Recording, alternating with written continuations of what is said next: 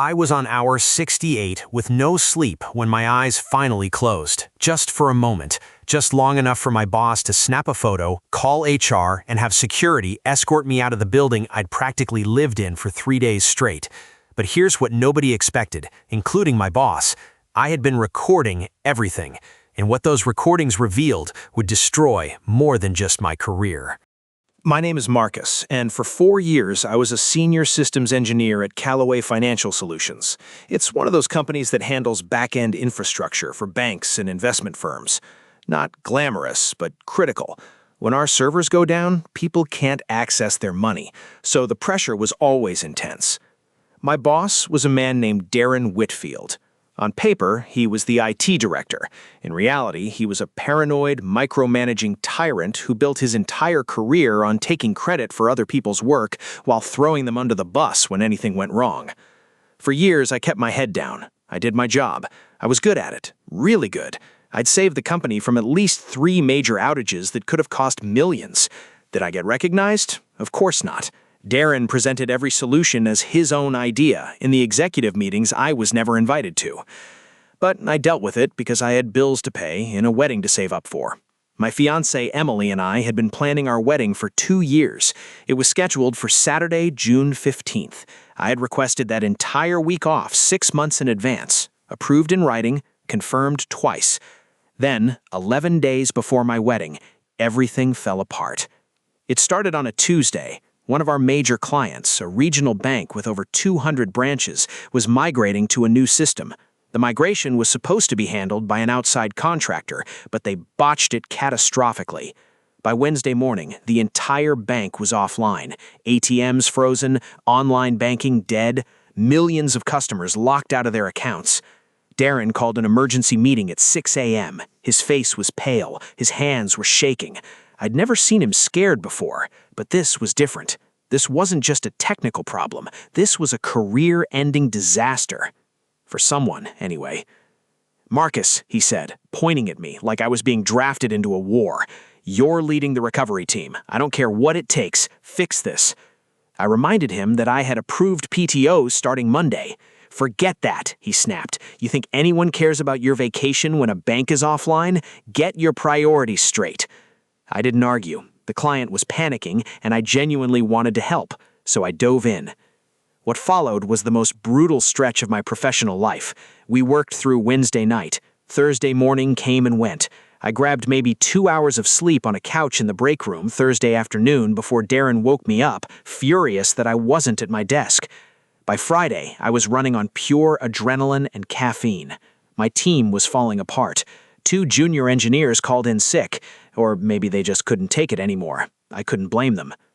Friday night turned into Saturday morning. I called Emily to tell her I wouldn't be home. Again. She was understanding, but I could hear the strain in her voice. We were supposed to finalize details with our wedding venue that afternoon. She went alone. Somewhere around hour 50, I started recording everything on my phone. Not because I suspected anything specific, but because my brain was so fried I couldn't trust myself to remember conversations. I needed documentation. I set it to record during every interaction with Darren, every phone call with the client, every single thing. It was a decision that would save my life, professionally speaking. By Sunday morning, hour 62, we finally had a breakthrough. My team had identified the root cause, rebuilt the corrupted database, and started restoring services branch by branch. By Sunday evening, the bank was 70% operational. By Monday morning, we were at 95%. I should have gone home. I should have collapsed into my bed and slept for 20 hours, but Darren insisted I stay to monitor the situation. He said the client was still nervous. He said he needed me visible. So I stayed. Hour 65, hour 67, hour 68. Monday night, around 11 p.m., I was sitting at my desk reviewing system logs. The office was empty except for one security guard doing his rounds. My vision was blurring. My head was pounding. I told myself I'd just rest my eyes for 1 minute. I woke up to a camera flash. Darren was standing over me, his phone in his hand, a smile on his face that I'll never forget. It wasn't angry. It wasn't disappointed. It was triumphant. "Gotcha," he whispered. Before I could even process what was happening, 2 security guards appeared behind him. Not the friendly night guard. These were the serious ones from the front desk. "Marcus, you need to come with us," one of them said. I was escorted to HR at 11:30 at night. Someone from Human Resources was already there waiting, which meant Darren had planned this. She handed me a termination letter citing gross negligence and sleeping on the job during a critical client emergency. I tried to explain. I tried to tell her I'd been working for 70 hours straight at Darren's explicit instruction. She wouldn't even look at me. "Mr. Whitfield has documentation showing you left early multiple days this week. He has witness statements that you were frequently absent from your desk and unresponsive to communications." "That's a lie," I said. "I've been here every single minute. I haven't been home since Wednesday." She slid a paper across the table. "Sign this and you'll receive 2 weeks severance. Don't sign and we pursue this through legal channels." My hands were shaking, not from anger, from pure exhaustion-induced tremors. I couldn't think straight. I couldn't form coherent arguments. I just kept saying, "This isn't right. This isn't right." They took my badge, they took my laptop, they walked me to my car at midnight like I was a criminal. I sat in my car in that dark parking lot for 20 minutes, trying to understand what had just happened. I had saved that bank. I had sacrificed my health, my sleep, my time with Emily. And this was my reward? Then I remembered my phone. The recordings. Okay, I need to stop right here, because this is the exact moment where my entire future hung in the balance. Do you think Darren actually believed he'd gotten away with this? Subscribe if you think he was about to learn a very painful lesson. And drop a comment. Have you ever had a boss try to destroy you after you saved them?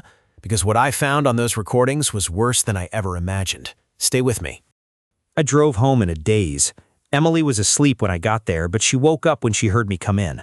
One look at my face and she knew something was catastrophically wrong. I told her everything. She held me while I shook with exhaustion and rage. Then she said something that changed my perspective entirely. "Marcus, why would he do this now? Why tonight when the crisis is basically over?" She was right. If Darren wanted to fire me, he could have done it at any point. Why wait until the problem was solved? Why take that photo at the exact moment I finally closed my eyes after 70 hours? I started listening to my recordings. The first few hours were mundane. Technical discussions, progress updates, nothing unusual. But then I got to Saturday afternoon. There was a call I barely remembered. I was so exhausted at that point that conversations were blending together. It was Darren on a call with someone named Victoria Chen. I didn't recognize the name at first, but a quick search revealed she was the VP of operations at the bank we'd been saving, the client. And what I heard made my blood run cold. Darren was negotiating, not about the technical recovery, about a job. Victoria was offering him a position at the bank as their new chief technology officer, a massive promotion, 6-figure salary increase, and Darren was discussing terms.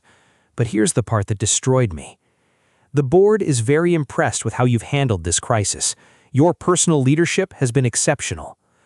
I appreciate that, though I have to be honest, I've had to carry my team through this. My senior engineer, Marcus, has been more of a liability than an asset, constantly making excuses, disappearing for hours, quality of work declining. Between us, I'm planning to let him go once this wraps. That's unfortunate. But it's good you're willing to make tough decisions. We need leaders who can cut dead weight. I listened to that recording 17 times. Each time I felt a different emotion: disbelief, betrayal, fury, and finally, cold, calculated determination. Darren hadn't just thrown me under the bus. He'd used me. He'd worked me until I nearly collapsed, taken credit for every solution I created, positioned himself as the hero, and then eliminated me so I couldn't contradict his narrative.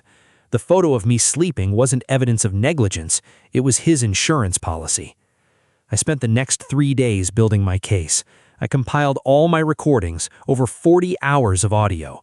I gathered emails, Slack messages, my badge swipe records proving I'd been in the building continuously. I pulled the system logs showing my personal credentials on every critical fix. I documented everything in a timeline so clear that a child could understand it. Then I called a lawyer. Her name was Patricia Reeves, and she specialized in employment law. When I played her the recordings, she actually laughed. Not at me, at Darren. He handed you a wrongful termination case on a silver platter. But more importantly, he committed fraud. He's about to accept a position at a company by taking credit for work he didn't do. That's actionable. We sent a letter to Callaway Financial's legal department. We sent a separate letter to the bank's board of directors, and we CC'd the state labor board for good measure. The fallout was spectacular. Within a week, I received a call from Callaway's CEO, not HR, not legal, the actual CEO. He wanted to meet. When I walked into that conference room, the atmosphere was different. The CEO, a man named Richard Callaway himself, looked genuinely disturbed. Next to him sat the head of HR, the same woman who'd handed me my termination letter, and she couldn't meet my eyes. "Mr. Thompson, we've conducted an internal investigation based on the materials you provided. What we found was deeply troubling." He slid a folder across the table. Inside was a summary of their findings. Darren had been falsifying performance reports for months. He'd been taking credit for projects he had no involvement in. He'd been systematically undermining employees who threatened his image. I wasn't his first victim, I was his fifth. 3 other employees had been quietly let go under suspicious circumstances over the past 2 years. 2 had signed NDAs in exchange for severance and stayed silent, but with my recordings as evidence, they came forward. "We're prepared to offer you full reinstatement, with back pay, a formal apology, and a promotion to Director of Infrastructure, Darren's former position." I sat there for a long moment. 6 months ago, I would have accepted immediately. That promotion was everything I had worked for, but something had changed. "What happened to Darren?" I asked. Richard's jaw tightened. "Mr. Whitfield's employment has been terminated. Additionally, the bank withdrew their job offer once they understood the true nature of the crisis response. I believe they're considering legal action."